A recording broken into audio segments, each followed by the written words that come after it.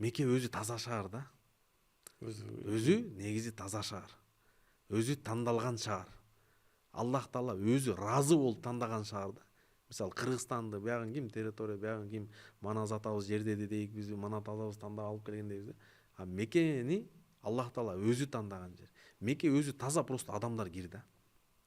Мекке өзү аманат шаар. Мекке өзү тынчтык шаар да. Адамдар ызычуу да. Бири-бири менен түртүшүп аткан, бири-бири менен урушуп аткан. Бул Меккенин кемчилиги эмес.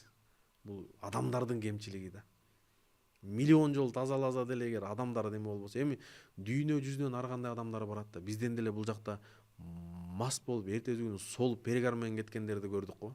Эми эптеп бир оңолуп калсын, үмүт кылып калсын, мындай эми аякта баардыгы эле такыбалар барбайт да. Действительно такыба арабтар бар. Мен бир жакта райондо жашап калдым.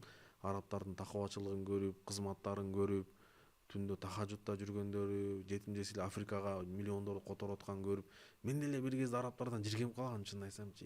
Ушундайдан көрө умураны деле жабып салсамбы деп ойлогум келген, ушундай депчи, мындай бир кыжалат болуп мындайчы. Анан башка адамдар бар экен да, канча Африкага жардам берип аткандарын көрүп, жакшылык кылып аткандарын көрүп, оказывается, жаман эл болбойт экен да, жаман адам болот экен да.